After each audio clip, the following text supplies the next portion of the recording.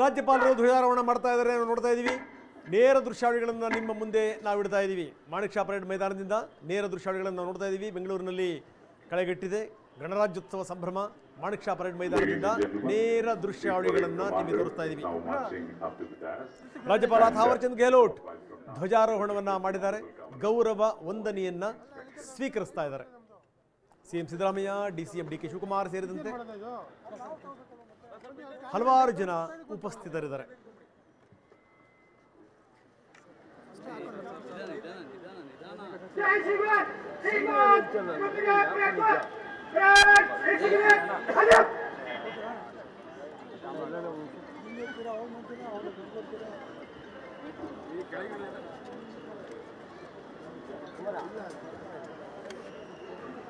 ಮಾನ್ಯ ರಾಜ್ಯಪಾಲರನ್ನ ಗೌರವ ರಕ್ಷೆ ಸ್ವೀಕರಿಸುವಂತೆ ಪೆರೇಡ್ ಕಮಾಂಡರ್ ಅವರು ವಿನಂತಿಸಿದ್ದಾರೆ. ಮಾನ್ಯ ರಾಜ್ಯಪಾಲರ ಜೀವನದಲ್ಲಿ ಪೆರೇಡ್ ವೀಕ್ಷಣೆ ಮತ್ತು ಗೌರವ ರಕ್ಷೆ ಸ್ವೀಕರಿಸಲಿಕ್ಕಾಗಿ ತೆರಳುತ್ತಾ ಇದ್ದಾರೆ.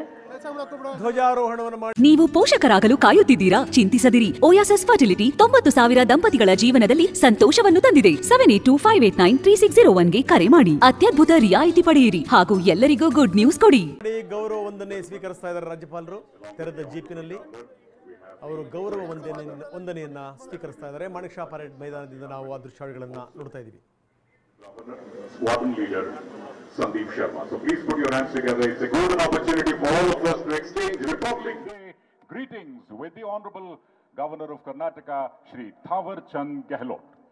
ಮಾನ್ಯ ರಾಜ್ಯಪಾಲರು ಎಲ್ಲರತ್ತ ಕೈ ಬೀಸುತ್ತಾ ಗಣರಾಜ್ಯೋತ್ಸವದ ಶುಭಾಶಯಗಳನ್ನು ತಿಳಿಸ್ತಾ ಗೌರವ ರಕ್ಷೆಯನ್ನ ಸ್ವೀಕಾರ ಮಾಡಲಿಕ್ಕಾಗಿ ಪರೇಡ್ ಪರಿವೀಕ್ಷಣೆನ ಮಾಡಲಿಕ್ಕಾಗಿ ತೆರಳುತ್ತಾ ಇದ್ದಾರೆ ನಾಡ ಬಾಂಧವಗಳು.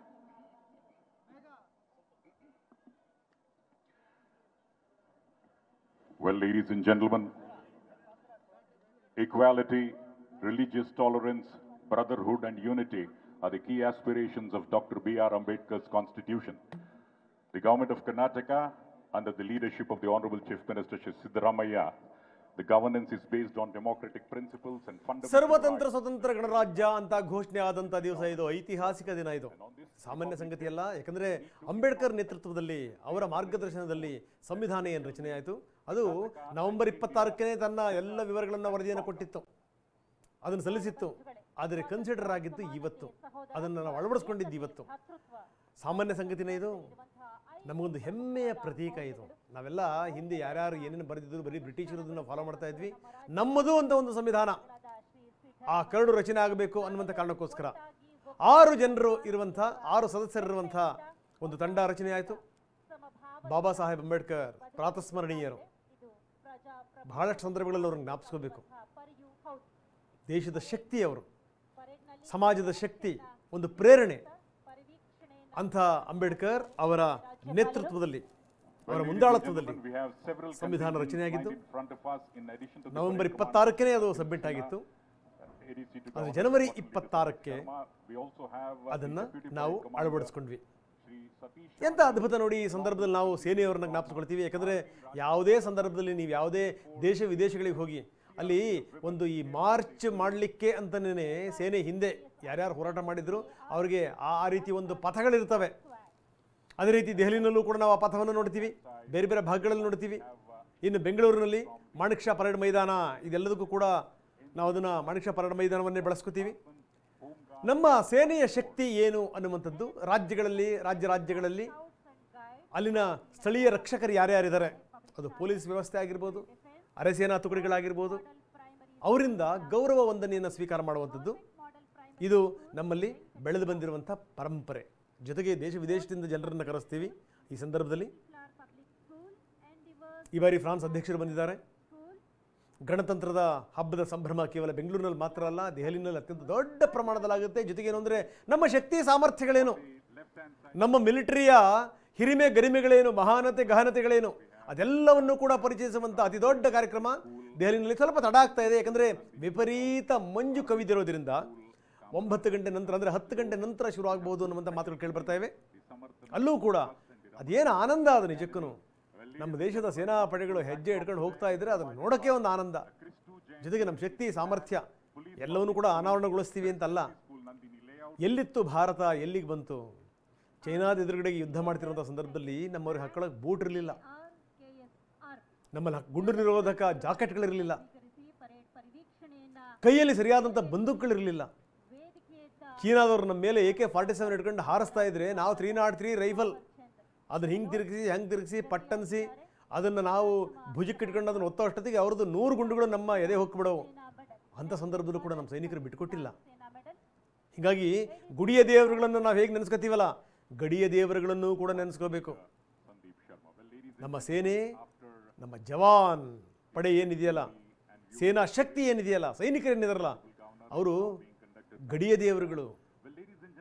ಇವತ್ತು ಇಂಥ ಸಂದರ್ಭದಲ್ಲಿ ನಾವು ಗಡಿಯ ದೇವರುಗಳಿಗೂ ಕೂಡ ನಾವು ಇವತ್ತು ಗೌರವವನ್ನು ನಾವು ಕೊಡ್ತೀವಿ.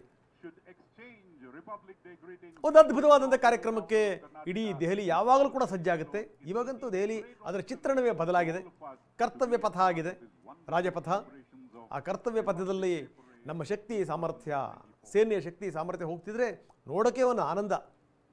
ನಮ್ಮಲ್ಲಿರುವಂಥ ಟ್ಯಾಂಕ್ಗಳು, ನಮ್ಮಲ್ಲಿರುವಂಥ ಕ್ಷಿಪಣಿಗಳು, ನಮ್ಮಲ್ಲಿರುವಂಥ ಕ್ಷಿಪಣಿ ನಿರೋಧಕ ಶಕ್ತಿ ನಮ್ದು ಏನಿದೆ ಅನ್ನುವಂಥದ್ದಾಗಿರ್ಬೋದು, ಜೊತೆಗೆ ನಮ್ಮಲ್ಲಿ ಇರುವಂಥ ಬೇರೆ ಬೇರೆ ಶಸ್ತ್ರಾಸ್ತ್ರಗಳು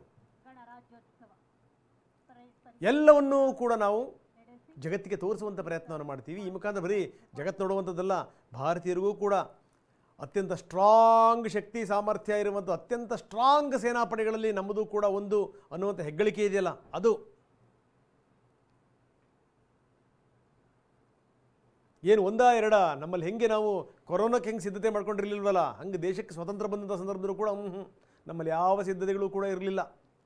ಎಲ್ಲವನ್ನೂ ಕೂಡ ನಾವು ಕಲ್ತಿದ್ದು ಅಳವಡಿಸ್ಕೊಂಡಿದ್ದು ಸಾಮಾನ್ಯ ಸಂಗತಿನ. ಇವತ್ತು ನಾವು ICBMಗಳನ್ನು ಮಾಡ್ತೀವಿ, ನಾವು ಅಂತರಖಂಡ ಕ್ಷಿಪಣಿಗಳನ್ನು ತಯಾರು ಮಾಡಿದ್ದೀವಿ, ನಾವು ಪೃಥ್ವಿ, ಆಕಾಶ್, ಅಗ್ನಿ, ಎಂತೆಂಥ ಮಿಸೈಲ್ಗಳಿದೆ ನಮ್ಮಲ್ಲಿ. ಯಾರೂ ಕೂಡ ನಮ್ಮ ಕಡೆಗೆ ಅಷ್ಟು ಸುಲಭವಾಗಿ ತಲೆ ಎತ್ತಿ ನೋಡೋಂಗಿಲ್ಲ. ಹಿಂದೊಂದು ಕಾಲ ಇತ್ತು, ನಾವು ನಮ್ಮಲ್ಲಿ ಆಕ್ರಮಿಸ್ಕೊಂಡಿರುವಂಥ ಪ್ರದೇಶಗಳನ್ನು ಕೂಡ ನಾವು ಕೇಳಕ್ಕೆ ನಾವು ಹಿಂಜರಿತಾ ಇದ್ವಿ. ಆದರೆ ಈಗ ಸ್ಥಿತಿ ಹಂಗಿಲ್ಲ. ಭಾರತ ಜಾಗೃತಗೊಂಡಿದೆ ಈ ಸಂದರ್ಭದಲ್ಲಿ. ಇವತ್ತಿನ ಯುವಕರು ಕೂಡ ಅಷ್ಟನ್ನೇ, ಎಲ್ಲೋ ಒಂದು ಕಡೆಗೆ ದೇಶಭಕ್ತಿ ಅನ್ನುವಂಥದ್ದು ಇದೆಯಲ್ಲ, ಅವರ ಮೈ ಮನಗಳಲ್ಲಿ ಯಾವಾಗಲೂ ಕೂಡ ಗೋಚರಿಸ್ತಾ ಇರುತ್ತೆ, ಅವರ ಮಾತುಗಳಲ್ಲಿ ವ್ಯಕ್ತ ಆಗ್ತಾ ಇರುತ್ತೆ. ಇನ್ನು ಎಂತೆಂಥ ರಾಕೆಟ್ಗಳನ್ನು ತಯಾರು ಮಾಡ್ತಾ ಇದ್ದೀವಿ. ಪಿನಾಕ ರಾಕೆಟ್ ಈ ಸಂದರ್ಭದಲ್ಲಿ ಹೇಳಬೇಕು. ಪಿನಾಕ ಅನ್ನುವಂಥದ್ದು ಇದೆಯಲ್ಲ, ಅದು ಶಿವನ ಆಯುಧ. ಎಂಥ ಹೆಸರಿಟ್ಟಿಯಾರು ನೋಡಿ. ಇವತ್ತು ಅಂಥ ರಾಕೆಟ್ಗಳನ್ನು ನಾವು ಬೇರೆ ಬೇರೆ ರಾಷ್ಟ್ರಗಳಿಗೆ ನಾವು ರವಾನೆ ಮಾಡ್ತಾ ಇದ್ದೀವಿ. ಶಸ್ತ್ರಾಸ್ತ್ರದ ವಿಚಾರಕ್ಕೆ ಸಂಬಂಧಪಟ್ಟಂಗೂ ಕೂಡ ಭಾರತ ದಾಪುಗಾಲಿಡ್ತಾ ಇದೆ. ಬರೀ ಬೇರೆ ಮೇಲೆ ಡಿಪೆಂಡ್ ಆಗೋದಲ್ಲ.